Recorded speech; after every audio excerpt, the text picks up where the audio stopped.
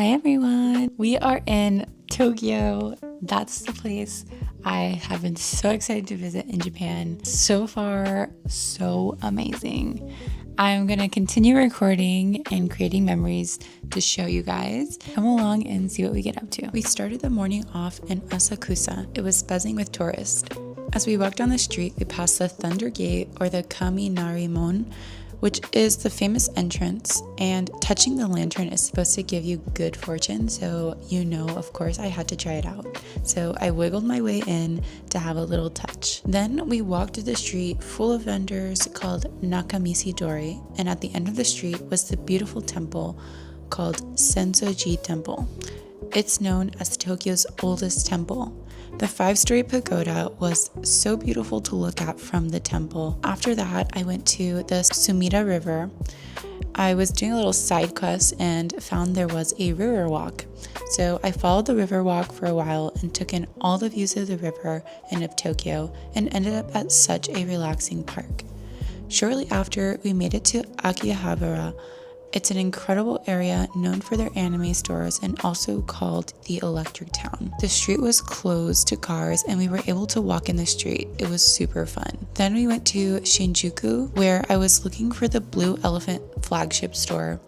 It's a Korean sunglasses brand that I absolutely love, and the bag was secured. I bought 2 sunglasses for an amazing price. Then we continued walking around for a bit, and we even saw Godzilla. It was such a famous tourist spot, and this place was so awesome. We had a quick pit stop to fill up on sushi, and then we ended the night in Shibuya. Here's a video of us crossing the famous Shibuya crossing. There was a lot of cool stores to look at here as well. Bright and early the next morning, we checked into the Tokyo Bay Hilton Hotel. It was incredibly beautiful. We dropped our bags and headed straight to Tokyo DisneySea. The plaza was completely breathtaking and immediately took me to Italy. I was really excited to check out the park. I always hear great things. As we were walking in, I expected there to be a lot more people, but surprisingly, it wasn't too bad. It felt so magical walking in with the band playing and this giant volcano in the distance. I was, to say the least, memorized. We continued walking towards the direction of the volcano, and I was really impressed with the attention to detail that the park showed. It was super futuristic and cool. I ended up stopping to enjoy a cold green tea and a pork gyoza bun. Literally delicious. Then we got a fast pass for the Journey of the Center of the Earth ride, which takes place inside of that huge volcano, which was really impressive. As we continued on, to my surprise, there was a whole section related to Aladdin. They have an entire Agrabah village.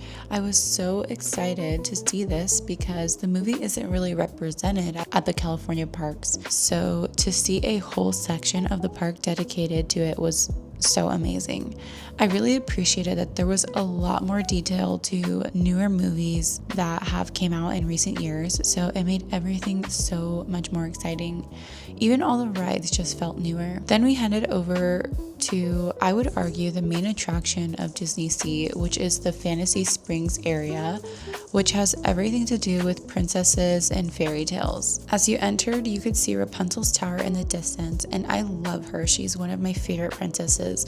So we got to do the lantern boat ride, and I was amazed. This was 1000% my favorite ride. Then we explored through Arendelle, and seeing Elsa and Anna's castle was so freaking cute. Fantasy Springs is definitely worth all the hype. It was beautiful and magical. And then we walked over to what looked like a Little Mermaid exhibit.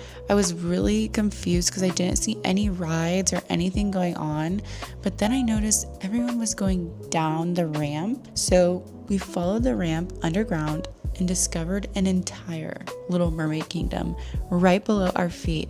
I couldn't believe the creativity here. Like, who would even think of this? It was so unique. And we also walked through an area that appeared to be modeled after the East Coast of the US. And I liked it. It felt really cozy. It felt like time traveling to the 1940s, especially with the old-fashioned cars they had driving around. Later, we went back to Fantasy Springs to try and ride the Elsa ride, but unfortunately it broke down, so We walked around and we still enjoyed Arendelle at nighttime. Finally, we found a spot to enjoy the final show of the night. It was inspiring and jaw-dropping, and it really just blew any other Disney show I've seen out of the water completely. This might sound dramatic, but it kind of moved me to tears. I loved Tokyo DisneySea. I'm already planning to come back. This sums up what I have for you guys for our Japan family trip. It was really special, and Japan is one of the coolest countries I have visited by far. I'm so grateful for this opportunity. Thank you guys so much for watching, and I will see you on our next travel adventure. Bye!